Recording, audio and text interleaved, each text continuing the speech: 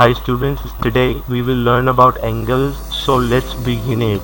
The word angle originates from the Latin word angelus, which means like the hands of a clock from a corner. We see that the hands of a clock are making an angle in this way. We see angles in many objects around us, such as the plates of the scissors together make an angle, the corner of a table make an angle, etc. So let's learn more about angles. Suppose a god is moving in a straight line from place to place. Then to find the change in position of the god, we need to find the distance between A and B. Now, suppose the hand on the clock moves from place P to Q. If we need to find the change in the position of the hand, would it be correct to find the distance between P and Q? Give it a try. This will not be correct because here the entire hand of the clock is not changing the position. Instead, one end of the hand is fixed at one place while the other end of the hand is changing position. In this way, we see that the hand is moving, or it is said that the hand is rotating. Angle helps us to show the change in position. Angle tells us how much an object like the hand of a clock has rotated. We denote this rotation by measuring the angle.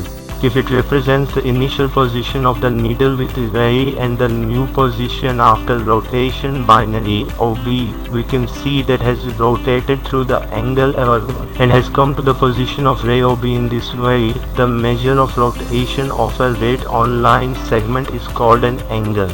Or we can also say that the measure of inclination between the two rays starting from a common point is called an angle. Both rays making angles are called the arms or sides of that angle, and the common starting point of both rays is called the vertex. A small arc is made on the vertex to show angle between one ray to the other. Using the vertex, we can give a name to the angle like here. The vertex is O, so we can name this angle as angle, or here this sign shows the angle here that are three rays with the same starting point as you can.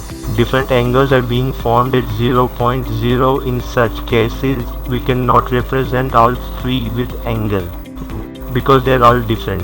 Therefore, we take a point on each ray, like here, we will take point B and point C respectively on all three rays, and then using the vertex and these points, we will now be able to name the specific angles.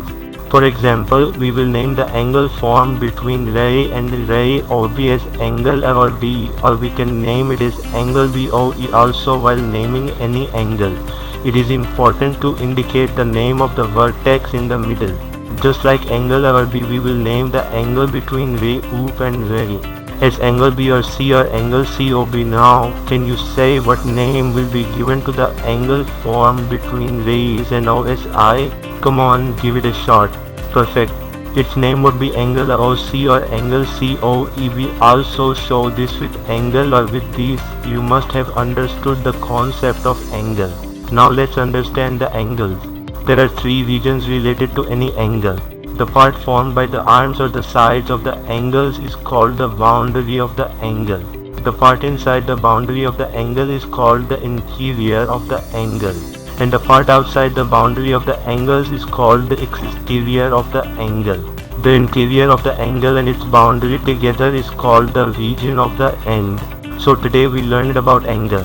We will understand it better by using some examples in the next video session. Till then, stay safe and have a happy learning.